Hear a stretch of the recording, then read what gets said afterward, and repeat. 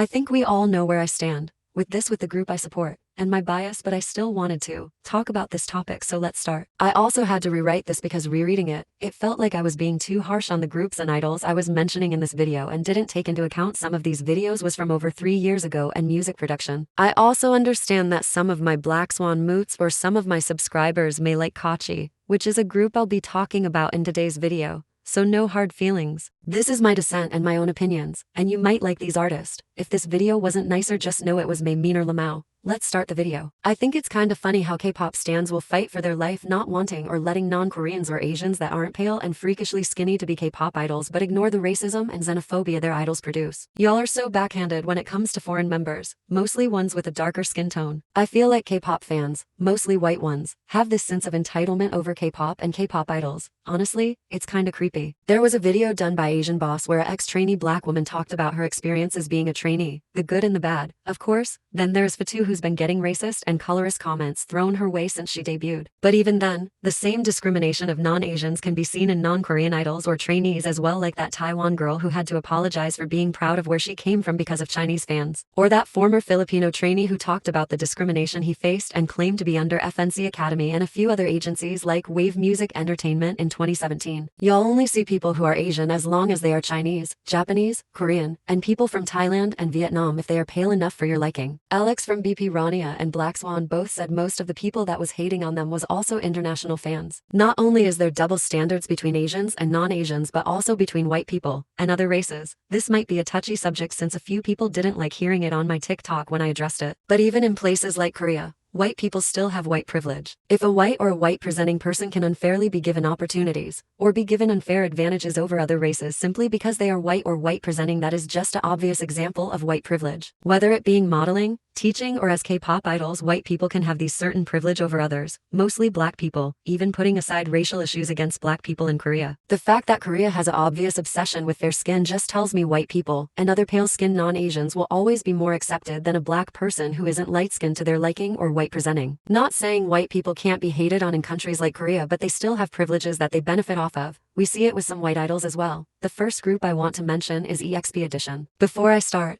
I want this to be clear. I don't care who you are, as long as you know the language, can dance and sing and respect the culture while putting the effort, you have all right to be an idol. They are all white boy K-pop group with the expectation of one of the members being half Japanese. Now, first, the death threats they allegedly got aren't cool. By the way, death threats are when someone threatens to take your life. Saying go kill yourself isn't a death threat, it's just a recommendation. But anyone that puts people in danger or sends people death threats have a special place in hell. Honestly, and I don't support those people's actions, but I'm just so confused how they was able to debut. Now, I'm not saying white men shouldn't be K-pop idols. I'm saying untalented white men shouldn't be K-pop idols. There's a difference. Like I said, you should know Korean, at least 80% understandable. Korean first. To be a part of the K-pop industry, and we're here where it all started.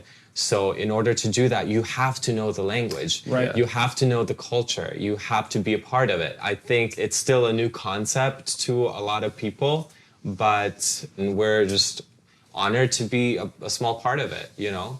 Yeah. That's my baby, my Now say all of that in Korean.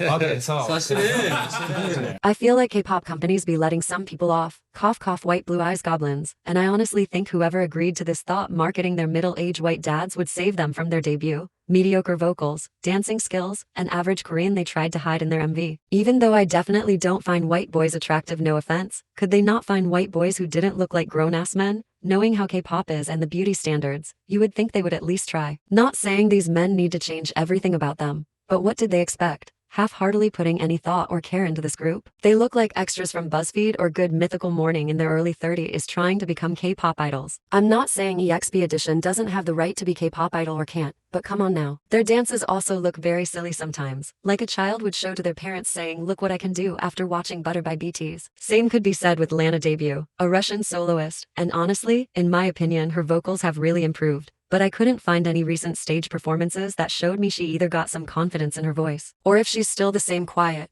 backup YouTuber cover singer vocalist she was 3 years ago. I don't know why.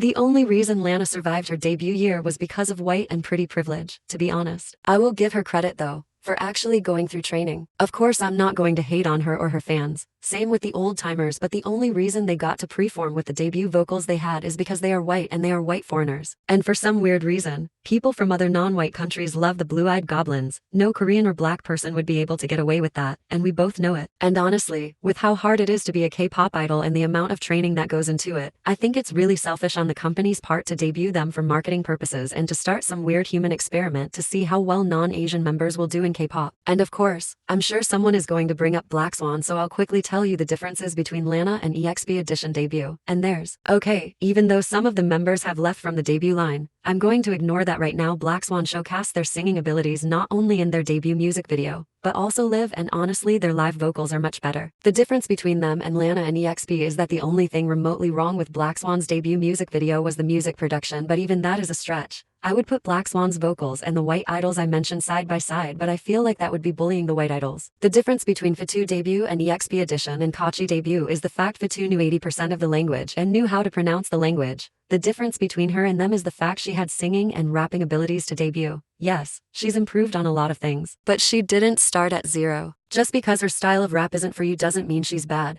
Just because you only like that one style of repeated rap in K-pop doesn't mean Fatu isn't a good rapper. Of course, I don't know these people and haven't watched any of their YouTube content besides the videos I picked out and a few others. I'm sure they are good people. They just aren't talented. Their only strength is being white, if that even is strength. If they was being judged like Korean idols and Asian idols, they would not pass. I find it really selfish on the company's parts, mostly when these idols are the ones that take the most backlash and criticism for things they can't control. I mean, Alex from Rania experiences being the first black idol for Dr. Music was so bad that she's writing a book about it, which I can't wait to read, but I digress. Let's move on. The next group I want to talk about is, of course, Kachi. Kachi is a K-pop project group. They say they are inspired by K-pop but also claim to be a K-pop group adding a British twist to it. I'm not too sure. All I know is that they are a British girl group that is very diverse with only one Korean member. I think she left though. Whether they are a project or actual real K-pop group, they are similar to EXP with the fact they are just another diversity experiment for a poor and bare minimum company to see if they can make it into the K-pop industry with diversity being its main focus instead of the vocal and dances which the members lack. Honestly, I feel bad for them. Whoever edited their debut song, I hope they was fired because it looks straight out of iMovies. I'm guessing they did since their newest music video is a lot better and less cringy.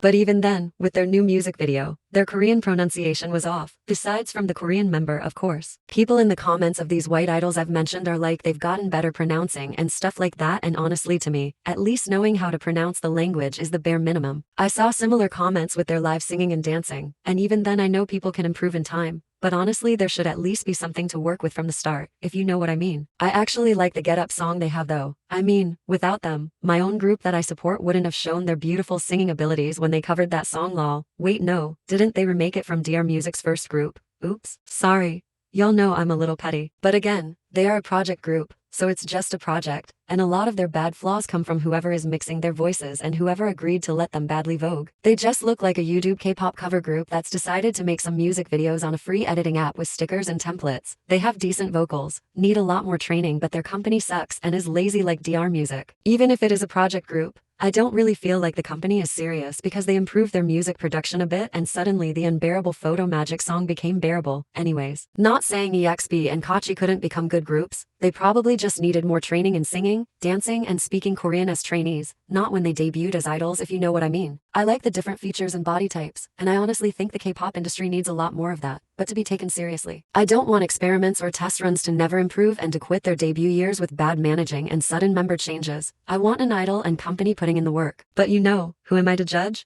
I'm just saying companies shouldn't be having untalented white people when their only strength is being white and speaking English. The privileges they have are only due to the fact they are white and different. But then there are people like Fatu who have clearly shown their worth now being treated less than compared to them because she's black and her company is shit, and these type of non-Asians give her a bad representative. Honestly, it's amazing that all of them had the confidence to perform with the abilities they had and the hate they had received, so clap for them. These companies are only looking for foreigners to be the doorway to a global, more so Western audience. Even if that means basic men and women that barely fit the criteria of being an idol, they give them the bare minimum and expect them to work with what they have and never complain. Like, as long as they know at least 80% of the language, is actually talented, respects Korea and its culture, then they have every right to be in K-pop. But of course I'm not going to support a group not putting the effort in. I'm not going to respect a group that that acts completely different when they are speaking English versus Korean, or is just hurting other people's chances of being idols because their company wanted to market its blue eye idols. I'm not going to support a group that isn't talented. Not like an AU I'm woke I don't like so and so type of way. I mean people who are really just not talented. I'm not the person to support someone just because they are the only white idol or the only white K-pop group. I'm new to K-pop, so I feel like I don't have a high expectation for vocals and music videos, but even I could tell EXP vocals were bad and Kachi debut music video looked fan-made. And this isn't a video bashing white idols. It's the companies that don't give opportunities to talented white singers and dancers that bother me. You can look for the best of the best and train these Korean idols for more than half their lives but can't find a good foreigner. That's some bull and we all know it. Before Blackswan gets brought up again, let's talk about Gabi and Shreya. I've said many times how rushed their training was, and they needed to be trained for many more months, mostly Gabi. They need more Korean language classes, and more singing and dancing classes. It's disgusting how rushed it was, and brings a bad rep towards foreigners in K-pop. I had to bring it up because I know how much y'all antis like to bring up Blackswan's flaws without even knowing the half of it or the opinions of the people who support Blackswan. So what do all these groups or idols have in common?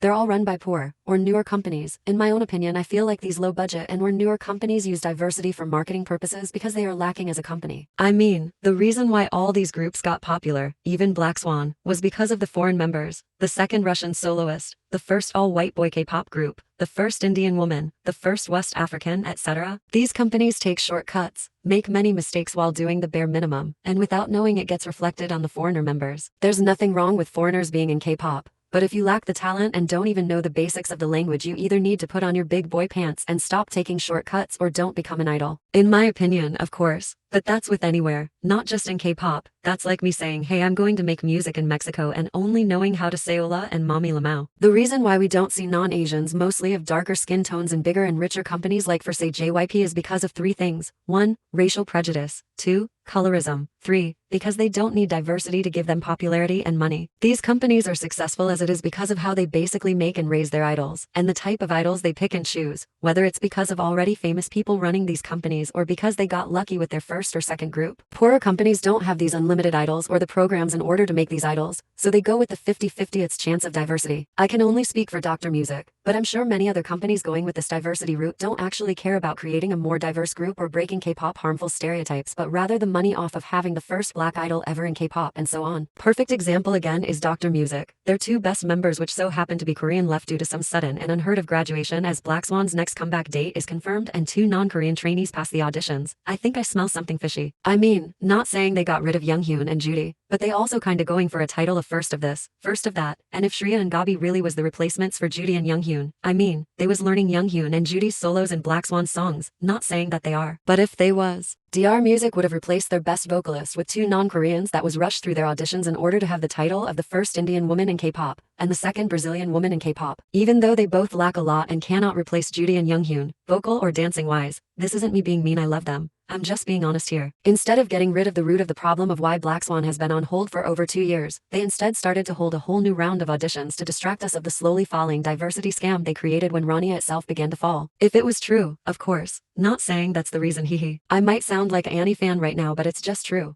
I will always wish Blackswan the best, but we also have to face the facts. That's the end of today's video though.